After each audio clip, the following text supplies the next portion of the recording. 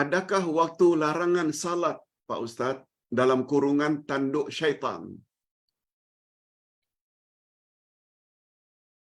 Itu tidak berlaku pada hari Jumaat. Ustaz tak jelaskan dulu makna waktu tanduk syaitan. Sebagaimana kita sama-sama maklum, dua masa utama yang dilarang kita melakukan salat bagi orang yang belum salat.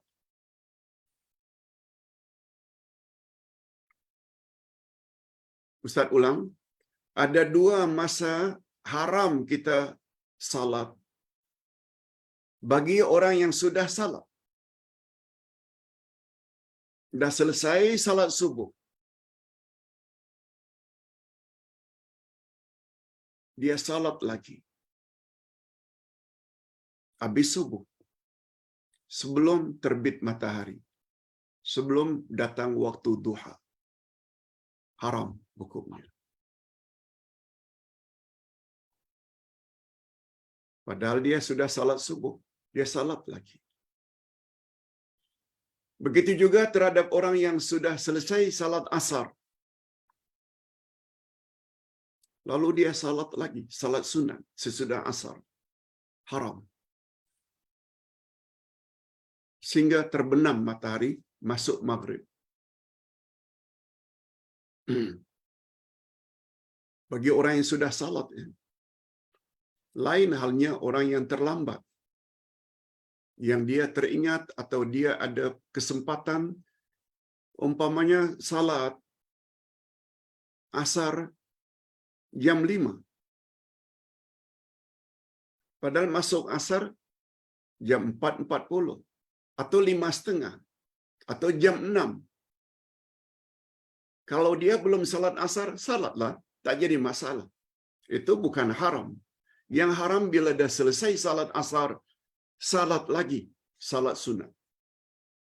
Begitu juga orang yang walaupun subuh itu 5.56, lalu dia salat jam 6.30, baru salat, boleh. 6.40, boleh. Tapi selesai salat subuh jam 6.15, dia salat lagi. Itu yang tak boleh.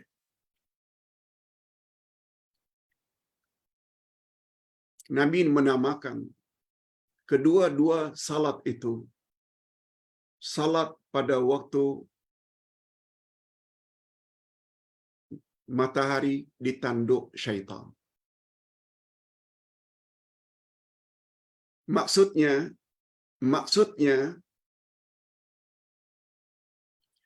pada masa itulah di zaman jahiliyah, orang-orang Arab jahiliyah penyembah matahari, dia akan sujud, dia akan beribadat, menyembah ketika matahari akan terbit. Betul tak? Matahari akan terbit itu setelah subuh. Dan ketika matahari akan terbenam, sujud lagi.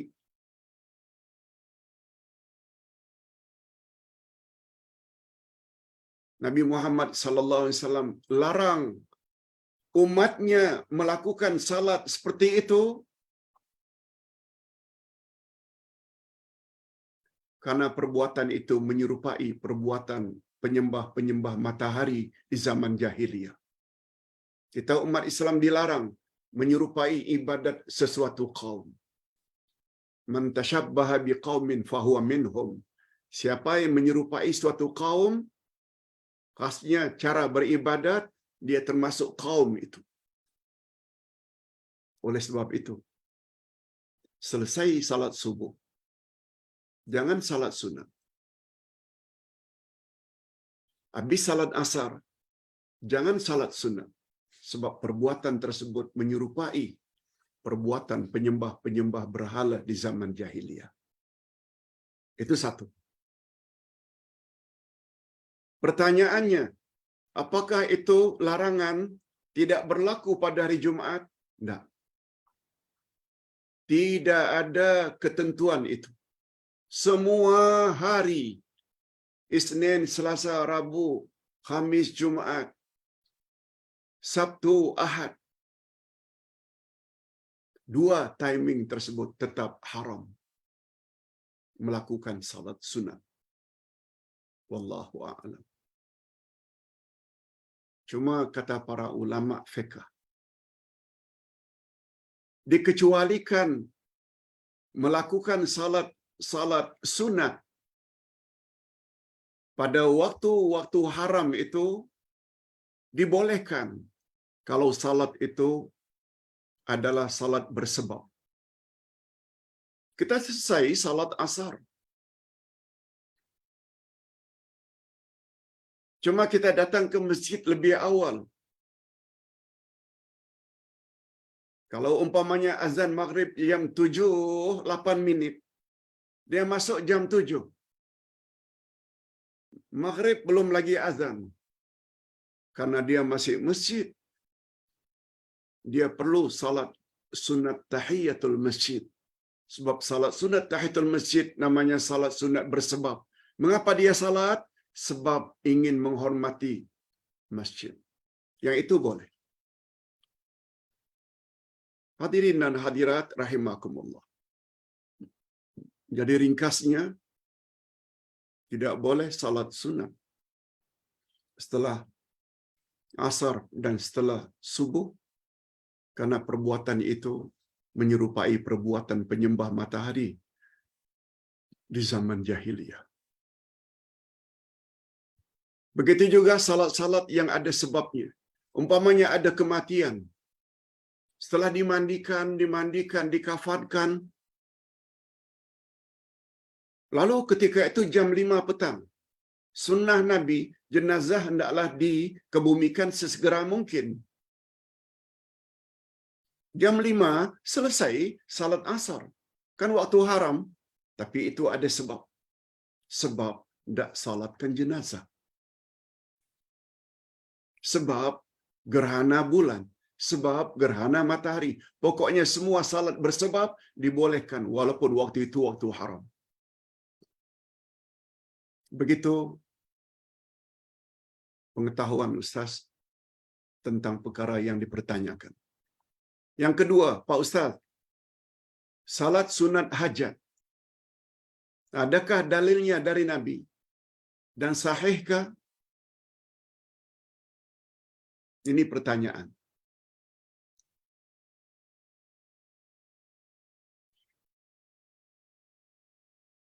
Ustaz dapati pertanyaan ini dalam grup yang dihimpun oleh tim. Hadirin dan hadirat rahimakumullah. Ustaz kira tak kurang dari 5 kali Ustaz dah jawab pertanyaan ini. Dalilnya ada tentang salat hajat. Cuma derajat hadisnya dhaif, lemah. Namun demikian, melakukannya boleh. Sebab dia termasuk ke dalam fadilat amalan. Ia tidak menyangkut akidah. Dia tidak menyangkut hukum haram, halal haram. Dia hanya fadilat amalan. Sesekali kita buat salat hajat dibolehkan. Dan sebenarnya khasnya kepada penanya. Semua salat, lebih-lebih lagi salat sunat, kita boleh kemukakan hajat kita dalam sujud ke, sebelum salam ke, setelah tahiyat akhir. Itu timing yang paling bagus untuk kita memohon hajat kita. Pertama, dalam sujud, kata Nabi, tempat yang paling hampir antara kamu dengan Allah adalah di dalam sujud. Oleh sebab itu, perpanjangkan sujudmu dan perbanyakkan doa di dalamnya. Kemukakanlah hajat kita ketika sujud. Ketika salat sunat rawatib ke, ketika salat sunat duha ke. Namanya kita menyampaikan hajat juga. Tak perlu kita buat salat sunat khas namanya salat sunat hajat. Apalagi hadisnya dhaif. Ustaz ada sebut dalam buku Ustaz, salat-salat sunat Nabi Muhammad sallallahu alaihi wasallam lengkap dengan hujah dan dalil-dalilnya. Pertanyaan yang ketiga, Pak Ustaz, kalau kita bangkit malam sepertiga akhir malam, mana yang kita patut dahulukan? Salat tahajud atau salat taubat? Hadirin dan hadirat, pertama-tama Ustaz ingin katakan, salat taubat ini sahih. Hadisnya dilakukan oleh sahabat terkemuka antara lain Abu Bakar As-Siddiq. Tapi timingnya tidak pernah ditentukan oleh Nabi, siang atau malam. Boleh. Asalkan jangan pada waktu haram tadi. Mengapa mesti lakukan pada waktu malam? Sebaiknya qiyamul lail, lakukanlah salat-salat malam yang diajar oleh Nabi. Tahajud dan witir. Tahajud dan witir.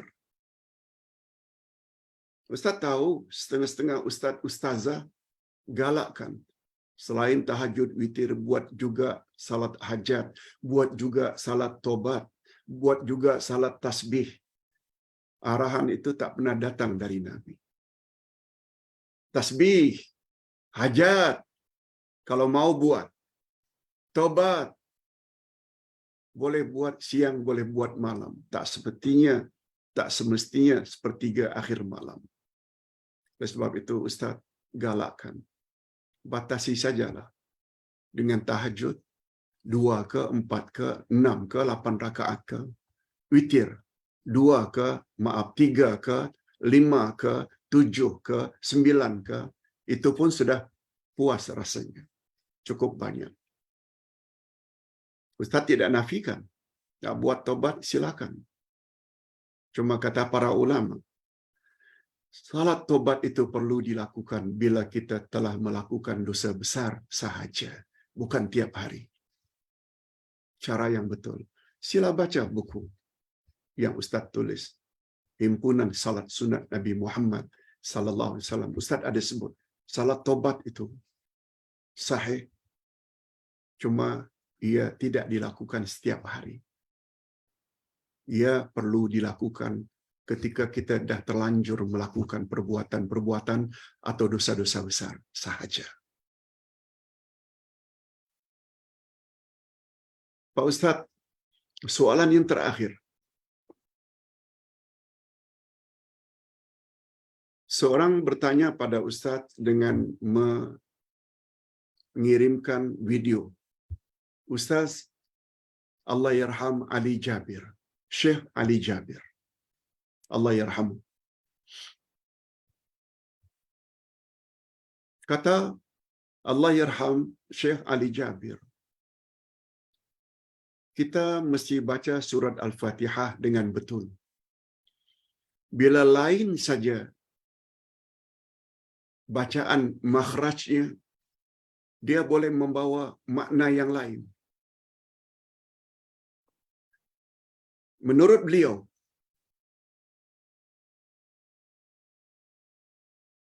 adalah orang Arab asal dari Madinah, kawin dengan orang Indonesia, hidup di Jakarta, fasih dalam bahasa Indonesia.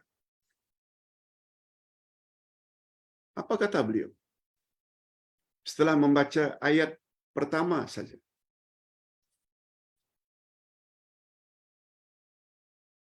A'udzubillahi minasyaitonirrajim. Bismillahirrahmanirrahim. Alhamdulillahi rabbil alamin. Alhamdulillah. Dengan ha seperti jim tanpa titik. Alham. Ha. Jangan baca alhamdulillah. Ha bulat. Ha besar. Itu ha. Jangan baca alhamdulillah. lain bacaan huruf ha itu diganti dengan ha akan lain maknanya. Kata beliau, Alhamdulillahi Rabbil Alamin. Segala puji-pujian milik Allah, Tuhan sekalian alam. Tapi bila kita baca Alhamdulillah, ha, ia membawa makna segala kematian milik Allah. Allahu Akbar. Lalu Ustaz jawab kepada penanya, betul apa yang beliau Allahyarham Syekh Ali Jabir sebut. Lain saja dia punya baris akan lain maknanya. Ustaz buat contoh lain sebagai tambahan. Iyyaka na'budu, iyyaka na'budu wa iyyaka nasta'in. Hanya kepada Engkau kami beribadat dan hanya kepada Engkau kami memohon pertolongan. Itu kalau ianya bersabdu, iyyaka. Tapi bila dibuang sabdunya, iyyaka na'budu wa iyyaka nasta'in. Apa makna iyyak?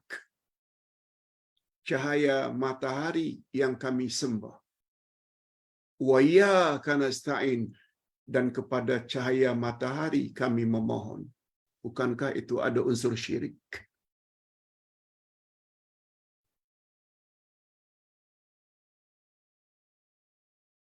Siratal ladzina an'amta alaihim. Jangan baca siratal ladzina an'amti alaihim. Dah lain pula. Jalan yang lurus ialah jalan orang-orang yang Engkau telah beri mereka nikmat. Engkau an'amta, Engkau beri mereka nikmat. Tapi kalau baris di bawah, siratal ladzina an'amti alaihim. Jalan yang lurus adalah jalan orang-orang yang Engkau perempuan telah beri mereka nikmat. Jadi Allah jadi perempuan pula. An'amti. Nak buat contoh. Itu sebabnya perlu belajar tajwid. Itu sebabnya kewajiban kita terhadap Al-Quran ada 5. Imam. Baca. Faham. Amal. Dan sebar-sebarkan. Mudah-mudahan apa yang kita sampaikan pada pagi ini ada jugalah manfaatnya. Dan jangan lupa, nanti petang kita akan ada kelas akidah, iaitu tentang rukun iman yang ke-6, iman kepada takdir. Bagi yang